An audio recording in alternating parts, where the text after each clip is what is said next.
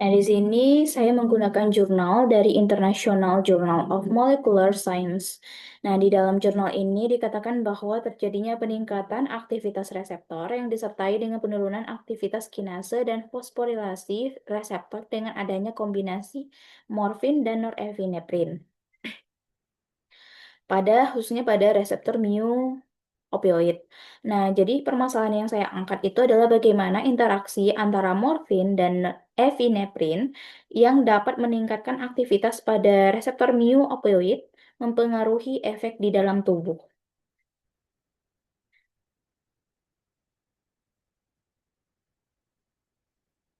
Nah, jadi di sini adalah reseptor dari opioid. Nah, di sini kita bisa melihat bahwa opioid ataupun morfin ini nih dia berikatan di dalam rongga membran atau transmembran. Jadi dia berada di dalam, khususnya dari TM1 sampai TM7. Nah, lokasi ini disebut sebagai orthosteric site atau pocket dengan afinitas yang sangat tinggi. Nah, ini adalah opioid ataupun morfin yang berada di dalam transmembran, sehingga menimbulkan efek analgesik melalui aktivasi dari G-protein. Kemudian, epinefrin, ini adalah epinefrin, dia tetap mengikat dari reseptor opioid, tapi dia berikatannya itu di ekstraseluler atau di luar dari transmembran, yaitu dari ECL1, ECL2, dan kemudian dia tidak menginisiasi sinyal dari reseptor, tapi dia mengubah bentuk loop itu sehingga reseptor itu jadi lebih mudah diaktifkan oleh si opioid tadi atau oleh si morfin tadi. Fungsinya supaya meningkatkan peluang dari reseptor itu nanti teraktivasi. Ini adalah skematis dari reseptor opioid.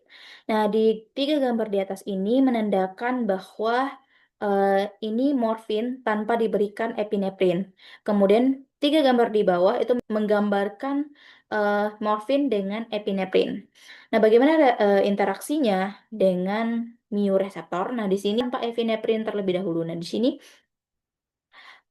terjadinya pengikatan awal dari morfin ini, dia mulai mendekati dari reseptor opioid. Ini adalah reseptor opioid, dan ikatan pertama itu terjadi di loop ekstraseluler atau berada di luar transmembran.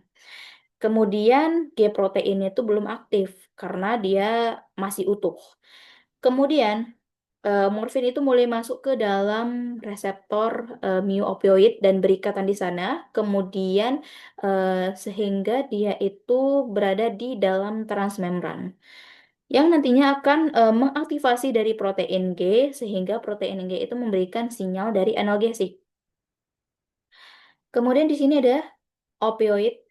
Di sini kita bisa melihat bahwa morfin ini dia sudah berada di luar atau di luar transmembran. Berarti dia sudah tidak berikatan lagi dengan reseptor opioid karena terjadinya fosforilasi. Nah, di sini fosforilasi atau P ini dia itu menunjukkan proses yang dilakukan oleh GRK yang menyebabkan G protein itu sudah tidak menempel lagi di dalam di antara reseptor opioid. Dia sudah tidak menempel, dia sudah melepaskan G protein.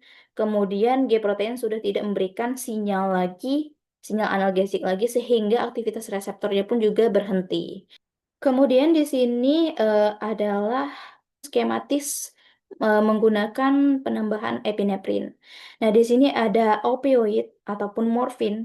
Morfin yang berikatan pada ekstraseluler dari ataupun masih di luar dari reseptor opioid, dan gugus amin ataupun ini epinefrinnya. Nah, epinefrinnya itu tetap berada di luar.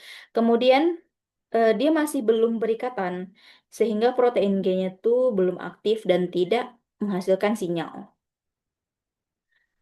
Kemudian yang di tengah ini ada gugus amin. Amin ini sudah berikatan dengan ECL1 ataupun ECL2, sama seperti gambar yang tadi. Ini epinefrin dia berikatan dengan ECL1 dan ECL2 yang berada di ekstraseluler. Berarti dia masih berada di luar, tapi dia berikatan dengan reseptor mu-opioid yang berada di luar dari molekul transmembran. Dan opioid ataupun morfin ini tetap berada di dalam transmembran. Jadi dia berada di dalam kondisi dengan afinitas yang tinggi sehingga mengaktifasi dari protein G yang nantinya memberikan sinyal analgesik. Ini adalah proses di mana terjadinya internalisasi dan downregulasi. Di sini kita bisa melihat bahwa amin yang tetap berikatan dengan ECL1 dan ECL2, dia itu menahan supaya morfin ini tetap berada di dalam transmembran.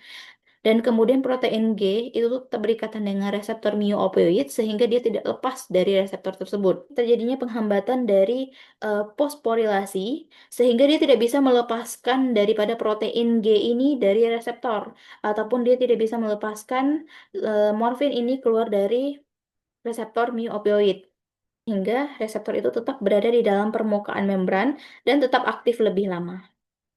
Efek analgesik opioid itu menjadi lebih panjang dan ikatannya itu pun juga akan semakin kuat. Efek farmakologis analgesiknya itu nantinya akan semakin cepat.